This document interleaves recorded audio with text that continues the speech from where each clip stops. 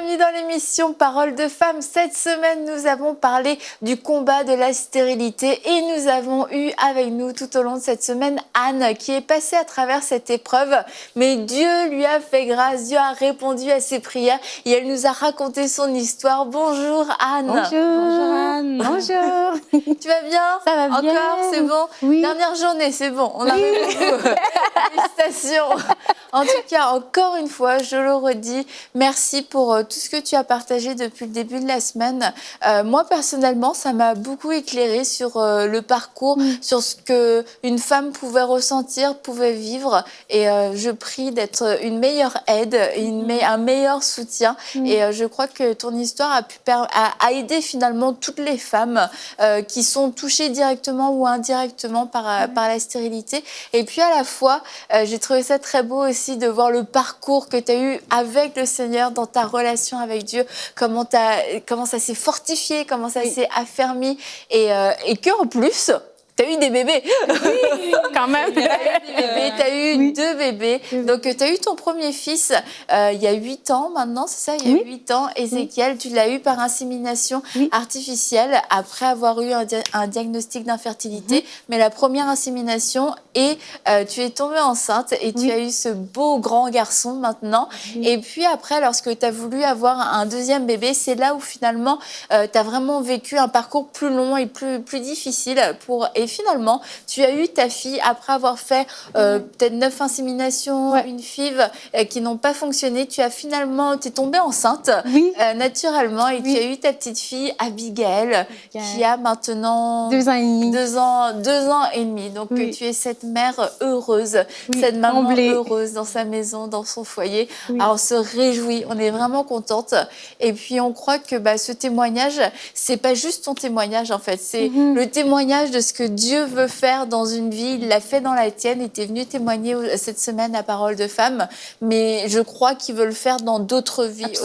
Ce qu'il a fait pour toi, ce ne sera pas forcément Ézéchiel, ce ne sera pas forcément Abigail, ce ne sera pas exactement la même façon, peut-être les mêmes délais, les mêmes dates.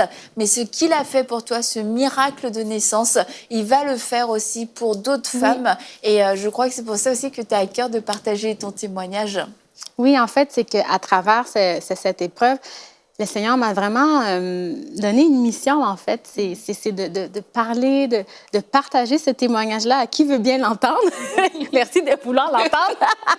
Tu nous as dit hier même ceux qui ne voulaient pas l'entendre. Ceux qui ne voulaient pas. Ça plaît. Vous vouliez quand même. De le partager à qui veut bien l'entendre parce que je crois que c'est un sujet qui est pas beaucoup discuté, si vous me permettez. Et c'est un sujet qui affecte plus de personnes que l'on pense.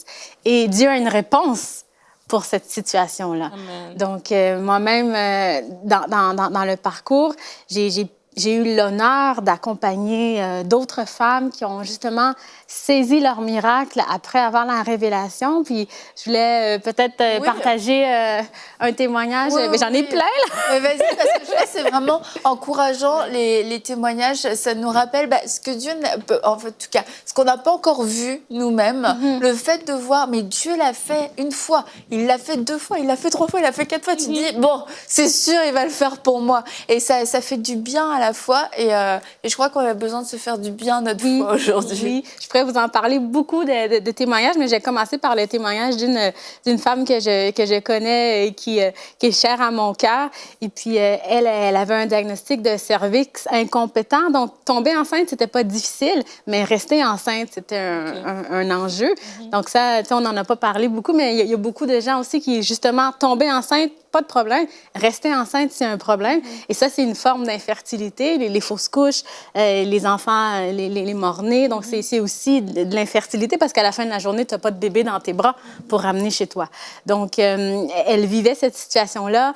Elle avait eu une première petite fille après plusieurs fausses couches, mais le processus de quand on a un service incompétent, c'est qu'ils font un cerclage au niveau du cervix. C'est une opération chirurgicale, si vous permettez. Donc, dans le fond, ça ferme le col de l'utérus pour que quand le bébé, justement, est dans la paroi utérine, bien, il ne peut pas tomber, en fait. C'est que quand le cervix est incompétent, bien, ça fait la fausse couche. Donc, elle, c'est avec ce diagnostic-là qu'elle vivait.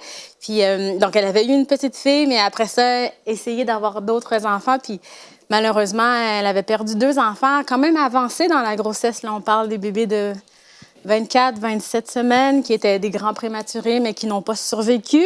Parce qu'il y a ça aussi, hein, on peut avoir un grand prématuré, mais le bébé il gagne pas sa bataille, en fait.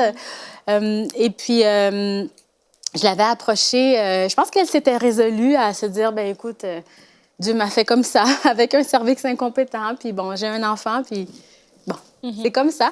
Puis c'était une des personnes que j'avais contactées, puis j'ai dit, là, ça s'arrête dans ta vie. Elle était un peu, bon... Surprise. Surprise! Mais en fait, on a prié ensemble, et puis elle est tombée enceinte, c'était pas un problème, hein, on n'oublie pas. Puis en fait, elle a eu une grossesse exemplaire. Wow. En fait, le médecin lui a dit, tu avais un cervix incompétent? Hein? En fait, il cherchait le cervix incompétent. Et vraiment, elle avait eu la révélation de la parole de Dieu. Elle s'était mise en sainte colère aussi contre l'ennemi qui était venu voler ces bébés-là. Avant, elle pensait que, ben, écoute, des fois, ça arrive... l'Éternel donne, il reprend. Il y a un chant comme ça, mais on ne restera pas là-dessus. Puis, en fait, ça l'a fortifiée. Puis, lorsqu'elle est tombée enceinte, elle a pu s'activer. Puis, lorsqu'elle a eu des menaces de fausse couche, en fait, elle a pris autorité. Elle a dit non, par ces meurtrissures, je suis guérie. Mon cervix est très compétent. Il est tout à part incompétent. Puis, justement, cette grande fille-là, je pense qu'elle a 4-5 ans maintenant. Oh, wow. Donc, Dieu pourvoit. La révélation est pour chacune. Donc, ça nous montre que Dieu guérit vraiment toute forme d'infertilité. Il n'est pas limité. Et c'est vrai qu'on n'en a pas parlé durant cette semaine parce que ce n'était pas ton histoire. Donc, on voulait raconter ton histoire. Mais pour vous dire qu'on parle là maintenant et on va prier pour toute forme d'infertilité, peu importe le diagnostic qui a été posé sur votre vie, que ce soit ce dont tu viens de parler ou que ce soit autre, que ce soit même peut-être pour votre mari ou pour les deux, on va prier et je crois que Dieu va agir. Toi aussi, Nadine, tu avais un témoignage? Oui, alors que la Bible dit qu'ils ont vaincu par le son de l'agneau et la parole de leur témoignage. Moi, j'aime écouter les témoignages et je trouve que c'est encourageant, ça fortifie la foi. Et j'ai déjà rencontré une ou deux fois de mon amie. Elle s'appelle Linda. Mon amie Linda, qui était mariée 5 ans avant moi. Elle s'est mariée 5 ans avant moi. Et elle n'avait pas d'enfants. Ils avaient aussi, eux aussi ce problème. Mais en fait, eux, ils n'avaient pas un diagnostic d'infertilité comme tel, mais ils n'avaient juste pas, ils ne concevaient pas. Et ça arrive aussi dans les problèmes d'infertilité. Des fois, on va déceler un problème, peut-être d'ovulation ou un problème chez l'homme, mais des fois, on ne peut pas médicalement pointer le doigt, c'est quoi le problème. C'est juste qu'il n'y a pas de conception qui se passe. Et à un moment donné, elle est tombée enceinte et elle a perdu le bébé au bout de 6 mois. Et en fait, je suis en train de dire ça, pourquoi? Parce que des fois, une fausse couche aussi peut arriver comme une défaite, où est-ce que tu te dis, ben, j'y étais presque, là, c'est pas arrivé, donc ça veut dire que ce n'est pas mon partage. Mais Linda, elle est vraiment restée dans la foi. Et moi, je suis tombée enceinte après, et elle m'avait dit, j'avais déjà dit sur ce plateau, quand elle me disait, je suis contente pour toi, mais ça me rappelle encore ce que je vis et tout. Et on est resté dans la foi, on a prié. Et aujourd'hui, ben, elle a 3 enfants, et nos familles sont très proches, nos enfants. En fait, moi, j'ai eu ma fille, et puis, elle a eu sa fille. Après, c'est 2 garçons. Elle a eu des enfants, je crois, en 4 ans, elle avait les 3 d'un coup, tu vois. Elle m'a rattrapée quasiment parce qu'on a eu vraiment nos enfants presque en même temps. Et aujourd'hui, tu vois, ces enfants sont beaux, ils sont en santé. Avec son mari, ils élèvent ces enfants-là. Et je me dis, en fait, tu sais, je me rappelle encore quand j'étais allée la voir à l'hôpital, quand elle avait fait sa fausse couche. Je me dis, tu sais, des fois, on peut vraiment être dans un point, on se dit, est-ce que ça va arriver pour moi? Mais j'aimerais dire à quelqu'un que ça va arriver. Amen. Si pendant que tu écoutes cette émission, tu es avec ton test de grossesse qui n'a qu'une seule barre, ça va arriver. Il y aura un jour où est-ce qu'il y aura les 2 barres. Ou même maintenant, il y a des tests qui disent carrément enceinte. Ouais, c'est technologique. Ce n'est plus comme dans notre temps, Annabelle.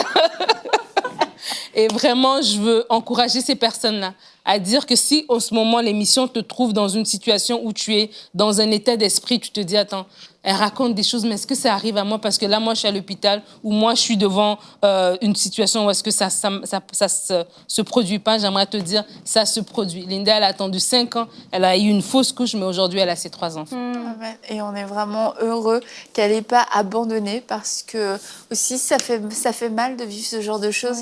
Et puis, après avoir vécu une fausse couche, au bout de 6 mois, tu te dis, Est-ce que ça vaut la peine? Est-ce que ça vaut vraiment la peine après avoir vécu 9, enfin même plus finalement, d'insémination? Est-ce que ça vaut encore la peine de continuer ce combat? Oui, ça vaut la peine de continuer de croire. Ça vaut la peine de continuer que Dieu va le faire parce que Dieu l'a fait pour toutes ces femmes. Il va le faire pour vous aussi.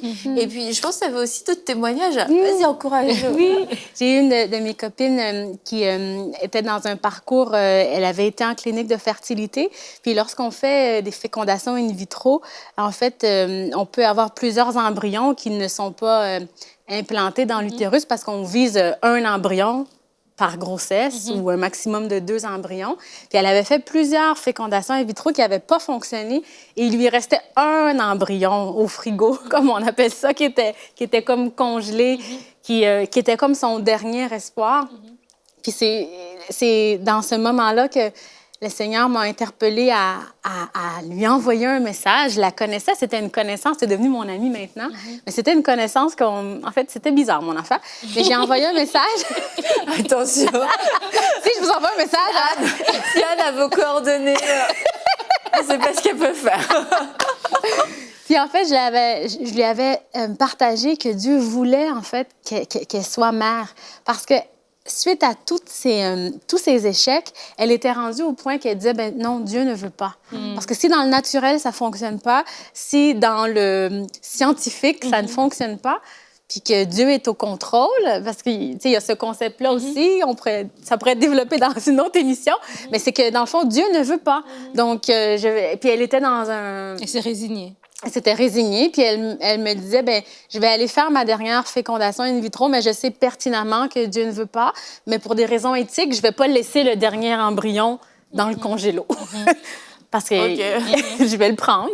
Mais elle n'y croyait plus du tout, puis vraiment, je lui disais, est-ce que je peux prier avec toi? Puis j'ai prié avec elle, puis j'ai dit, merci Seigneur parce que tu permets ce moment-là, puis merci parce que toi, tu es le Dieu qui tu sais, tu es le Dieu qui se révèle dans l'adversité. Alors là, c'est comme si elle est arrivée au bout de son adversité, mais toi, tu te révèles encore.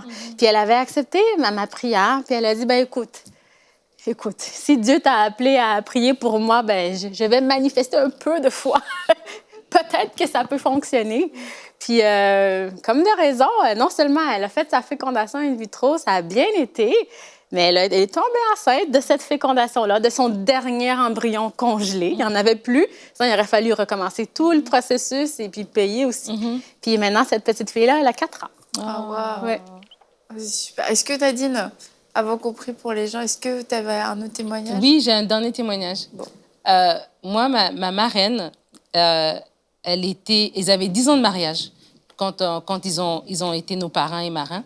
Et marraines. Et quelques temps avant je me rappellerai toujours, quelques temps avant notre mariage, elle a perdu son bébé qu'elle avait réussi enfin à avoir, je me rappelle même du nom du bébé, et le bébé est mort-né. Et quand elle est venue à notre mariage, elle est quand même venue à notre mariage, mais elle avait encore la forme d'une femme enceinte. Et elle est quand même venue à notre mariage. Et eux, ça faisait 10 ans déjà qu'ils étaient mariés. Nous, on s'est mariés, on a eu nos 3 enfants. Je crois qu'ils n'avaient pas encore. Et aujourd'hui, ils en ont 5. Aujourd'hui, ils en ont 5. C'est incroyable, l'histoire de cette femme. C'est une femme de foi, mais une femme de foi extraordinaire. Elle était dans le ministère. Tu imagines, tu es dans le ministère, tu sers à l'hôtel, tu es là, et puis 10 ans passent, tu n'en as pas, tu en as un, finalement, tu perds. Et le temps s'est encore écoulé, mais elle a fait, elle a vraiment eu ce combat de foi, et aujourd'hui, ils ont 5 enfants, et c'est vraiment extraordinaire. Elle reste un témoignage vraiment de ce que Dieu fait, et que Dieu est fidèle, en fait. Dieu est fidèle, et ce n'est pas la longueur, ce n'est pas le temps qui détermine. Parce que je sais que des fois, il y a des personnes qui vont se dire, oui, bon, quand tu as 27 ans, quand tu en as 32, mais quand tu en as 44, quand tu en as 42, est-ce que c'est le même Dieu? Oui, c'est le même Dieu. Quand tu as 42 ans, c'est le même Dieu que quand tu en avais 22. Il est ce Dieu qui est fidèle, il est ce Dieu qui donne et qui donne en abondance. Et c'est ça qui m'a toujours ébloui dans l'histoire de ma marraine, c'est que elle en a eu 5, là, tu vois, et Dieu lui a donné au-delà, en fait, de ce qu'elle pensait, mais même de ce que nous pensions. Parce que tu te dis, bon, après 40 ans ou après 43 ans, t'en as 2, c'est bon, mais 5, je glorifie vraiment le Seigneur pour ce qu'il a fait au travers de sa vie.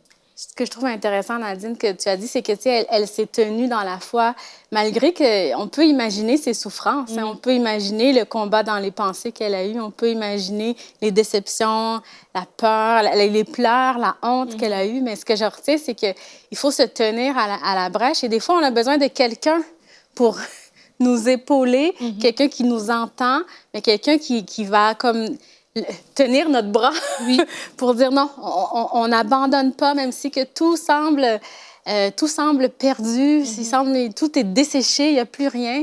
Mais je vous encourage à être de ces femmes aussi qui peuvent encourager une autre femme à justement garder la foi. Puis ça me rappelle, si tu me permets, un autre témoignage. J'ai une autre personne que je connais qui, elle, justement, elle avait un parcours où est-ce que un diagnostic d'infertilité inexpliqué, on ne sait pas trop pourquoi, plusieurs années de mariage, puis elle avait commencé à faire des procédures en clinique de fertilité, puis il n'y a rien qui fonctionnait. Puis c'est elle qui m'avait approchée parce que là, on avait déjà... Des fois, les gens m'approchent. Je sais pas. Puis c'est elle qui m'avait approchée, mais là, on avait déjà partagé notre témoignage. Abigail était déjà là. Puis elle m'avait approchée, puis elle m'avait dit, j'ai besoin d'un point de contact avec quelqu'un qui a cette foi-là. Pas que je pense que ma foi est supérieure à qui que ce soit, mais elle dit, j'ai besoin d'un point de contact, un point d'ancrage, puis accorde-toi avec moi. Des fois, c'est ça aussi, d'avoir quelqu'un qui s'accorde avec nous pour dire, nous, on va croire ensemble et on va se tenir ensemble jusqu'à ce que la manifestation soit présente. Donc, on s'est accordé ensemble. Ça a pris quand même, ça a été long. Des fois, dans l'accompagnement, même la personne qui prie pour son ami, des fois aussi, on dit, ben là, on prie ensemble, on s'accorde, on se tient à la brèche, on déclare, on affirme, on a nos post-it, puis ça avance pas. Mais je vous encourage à continuer, en fait. Amen. Parce que la victoire, elle est déjà acquise. Puis c'est sûr que nous, dans notre timing, dans notre temps, on voit le temps qui se prolonge, mais Dieu, il vit dans l'éternité. Hein? Donc, des fois, notre perception du temps peut être un petit peu... comment je pourrais dire, impatiente. Je me connais aussi là-dedans. Est-ce que tu t'es réconciliée avec Sarah maintenant? Je sais pas. Je travaille là-dessus. Mais cette jeune femme-là, on s'est tenus à la brèche, on s'est accordés, on a vraiment pris du temps chaque semaine de prier ensemble, de s'accorder, de déclarer. On dit, lorsque 2 ou 3 sont réunis, on a dit, on va unir nos forces. Puis maintenant, elle a sa petite puce qui a peut-être 6 mois. Donc, sans trop d'efforts, elle est pas retournée en clinique de fertilité. Puis elle a sa petite puce maintenant. Ah ouais, bah que de beaux témoignages, des histoires différentes, encore une fois, des âges différents, des circonstances différentes, des combats peut-être aussi, un parcours différent, mais... un même Dieu, une promesse qui se réalise. Et on va prier maintenant on va prier pour vous. Et si vous êtes en couple, vous pouvez aller chercher votre mari. Ça nous fera plaisir de prier pour vous deux.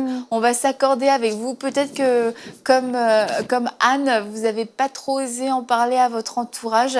Donc aujourd'hui, on va être ses amis qui allons prier pour vous sans jugement, sans condamnation. Juste, on va s'accorder ensemble dans la foi sur ce que la parole de Dieu dit, et nous allons ensemble déclarer la vie, et nous croyons vraiment, nous sommes vraiment dans la foi pour des miracles. Alors on va juste prier. Anne, est-ce que tu peux commencer à prier? Oui, j'ai commencé. Merci. Alléluia. Seigneur, je te loue pour ce temps. Seigneur, je te rends grâce, Père éternel Dieu, parce que tu es un Dieu d'amour, un Dieu de grâce, Seigneur Dieu. Je te remercie pour ce moment. Je remercie, Seigneur. Merci pour toutes les femmes qui écoutent en ce moment, Père éternel Dieu. Merci parce que tu les aimes. Merci parce que tu ne les as pas oubliées. Je veux te dire que tu n'es pas oublié. Dieu ne t'a pas oublié dans ton désespoir. Au contraire, il a pourvu à la croix. Jésus-Christ, qui a porté toutes tes iniquités, toutes tes maladies. L'infertilité, c'en est une. Sois libre dans ta louange. Tu peux ouvrir ta bouche et déjà proclamer que tu seras maman. Parce que c'est Dieu qui le veut. C'est Dieu qui l'a prévu ainsi. Ton rêve n'est pas inadéquat. Ton rêve, c'est légitime. Vouloir être une maman, c'est légitime. Et le Seigneur est d'accord avec ce rêve. Il est d'accord. Il veut. Il a fait la provision pour toi. Sois fortifié en ce moment. sache que tu n'es pas illégitime dans ce désir. C'est un désir légitime et c'est ton droit comme fille de Dieu, comme enfant de Dieu, comme couple qui marche avec Dieu, de concevoir des enfants. Ce n'est pas un luxe. Ce n'est pas quelque chose qui est hors de portée. Dieu l'a fait pour toi. Dieu le veut. Dieu a fait la provision pour toi. Reçois ton miracle aujourd'hui. Sois fortifié. Sois relevé. Alors que l'ennemi voulait t'accabler, voulait que tu portes cette honte, maintenant je déclare que cette honte est relevée. Que tu es une mère joyeuse parmi tes enfants. Parce que c'est ce que Dieu veut pour toi. Je prends autorité sur toute maladie qui ne vient pas de Dieu. La maladie ne vient pas de Dieu. L'infertilité ne vient pas de Dieu. Je te loue, Père. Est-ce que tu avais prévu la guérison? Merci pour des conceptions faciles, des grossesses faciles. On te remercie, Seigneur Dieu, pour ces maisons qui sont remplies de cris de joie d'enfants, des enfants qui courent dans cette maison, alors que cette maison, pour le moment, il y a la tristesse. Toi, Père éternel Dieu, tu viens mettre la joie, tu viens mettre des petits pas, des petits enfants qui jouent ensemble, des salles de jeu. Toi, Père éternel Dieu, tu viens installer des berceaux. Père éternel Dieu, toi, tu viens installer, Père éternel Dieu, des écoliers. Père éternel Dieu, tu viens installer, Père éternel Dieu, des hommes et des femmes qui se lèvent pour toi. Père éternel Dieu, tous ces enfants qui sont pas encore conçus. Père éternel Dieu, tu as un plan pour leur vie, Seigneur Dieu. Tu as un plan de bonheur, Père éternel Dieu. Tu as déjà une mission spéciale pour eux. Nous refusons que tous ces couples passent à côté de la vie de famille que tu as prévue pour eux, Seigneur Dieu. C'est quelque chose que tu as prévu pour le couple, que tu as prévu dans le mariage, Père éternel Dieu. On te dit merci, Papa, pour ces maisons qui sont relevées, pour ces maisons qui expérimentent le miraculeux, qui expérimentent la joie d'être parent. C'est une joie que toi-même tu as créée, Seigneur. Tu ne retiens pas cette joie de tes enfants et on te dit merci, Père éternel Dieu. Nous sommes infiniment reconnaissantes pour ton amour. Nous sommes infiniment reconnaissantes pour ce que tu as fait à la croix pour nous, Père éternel Dieu. Nous regardons à la croix. Nous détournons nos yeux de la situation d'infertilité. Nous détournons nos yeux de ce que le médecin a dit. Nous détournons nos yeux, Père éternel Dieu, des semaines qui passent, des mois qui passent, des années qui passent. Nous détournons nos yeux et nous déclarons que ce que toi tu dis, c'est ce qui va prendre place dans nos vies, Père éternel Dieu, dans les vies de ces familles, Père éternel Dieu. Ta parole, Père éternel Dieu, ne revient jamais nul, Père éternel Dieu. Non, nous lançons, Père éternel Dieu, le javelot de ta parole dans ces familles, Père éternel Dieu, qu'elles viennent accomplir, Père éternel Dieu, ce que toi tu as prescrit, Père éternel Dieu. Je te loue, je te rends grâce, Père éternel Dieu, pour les témoignages, Père éternel Dieu, qui explosent, Père éternel Dieu, après cette émission. Je te loue, Papa. Oh. Merci pour qui tu es. Merci pour ta vérité. Sois élevé, Seigneur. Sois exalté, Seigneur. Oh Seigneur, nous te bénissons pour ton action. Merci, Papa, parce que tu es le Dieu qui accomplit toujours ses promesses. Merci pour ces témoignages que nous avons partagés, qui nous rappellent ta fidélité, qui nous rappellent ta bonté, qui nous rappellent ton amour, qui nous rappellent ta puissance, oui, ta toute puissance. Merci Seigneur parce qu'à la croix, tu as tout accompli. À la croix, tu as porté notre péché. À la croix, tu as porté les malédictions. À la croix, tu as porté la maladie. À la croix, tu as porté notre honte et notre culpabilité. Seigneur, je prie, Seigneur, maintenant pour les foyers. Je prie pour les couples en ce moment qui vivent cette épreuve qui prend fin maintenant dans le nom de Jésus. Cette épreuve d'infertilité prend fin maintenant dans le nom de Jésus. Merci pour l'étendard de la croix qui est maintenant dans les foyers, qui est maintenant élevé haut et fort, ce que Christ a fait. Merci pour la révélation de ce que tu as fait à la croix, Seigneur Jésus. Seigneur, je prie maintenant contre toute attaque de l'ennemi, attaque dans les pensées, attaque dans les couples pour semer de la division. Mais je prie maintenant pour l'amour et pour l'unité. Merci Seigneur parce que toi, tu es celui qui veille, toi, tu es celui qui garde, toi, tu es celui qui est fidèle. Et je te remercie, oh Dieu, pour les témoignages que tu vas donner à mon frère et à ma sœur, de pouvoir venir dans ta maison, de pouvoir venir sur cette plateforme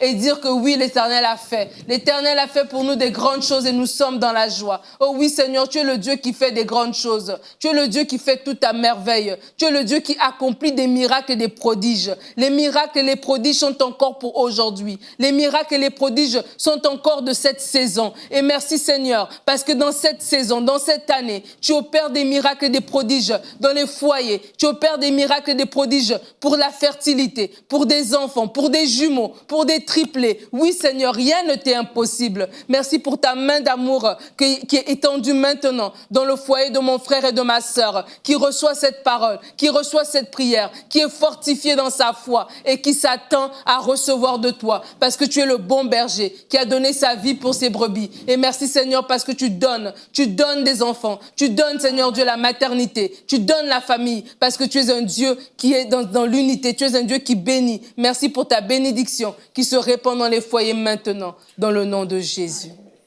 Tu peux poser la main sur ton ventre et ensemble on va déclarer. Oui, je déclare que ces entrailles accueillent la vie de Dieu, Amen. Que ces entrailles sont remplies de la vie de Dieu, que ces entrailles portent la vie.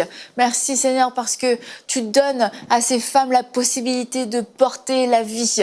Non, ce n'est pas un endroit de mort, c'est un endroit de vie. Ton temple est un temple de vie, ton temple est un temple de vie. Il est rempli de la vie de Dieu, rempli de la gloire de Dieu, rempli de la présence de Dieu.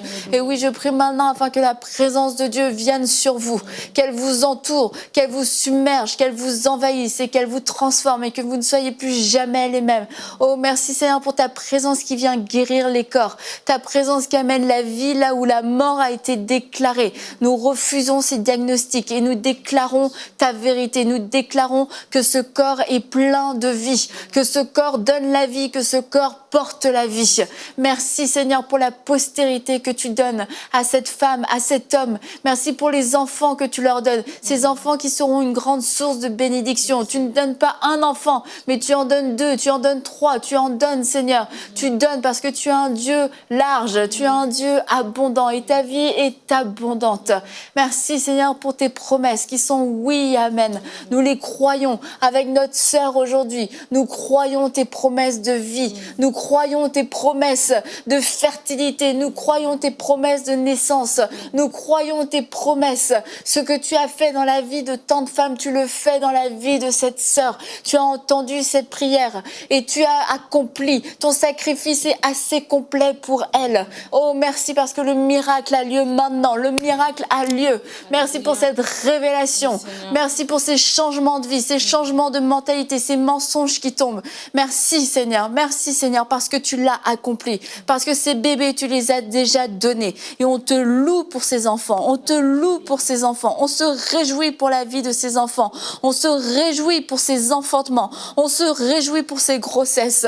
Oui, des grossesses en bonne santé. Des grossesses, Seigneur, des belles grossesses. Oui, nous parlons une belle grossesse sur toi. Et si tu es enceinte et que tu as eu un diagnostic comme quoi tu passais par une grossesse difficile, nous voulons te rassurer et déclarer encore une fois la vie de Dieu sur toi. Cet enfant est accroché. Cet enfant restera dans ton ventre jusqu'à ce que son temps soit venu de pouvoir sortir. Merci pour cette vie qui se fortifie à l'intérieur de cette femme. Oh, merci parce que cette femme est une maison sûre pour cet enfant parce qu'elle est remplie de la vie de Dieu. Merci Seigneur parce que tu le fais et tu es fidèle. Amen. Amen. Alléluia. Bravo.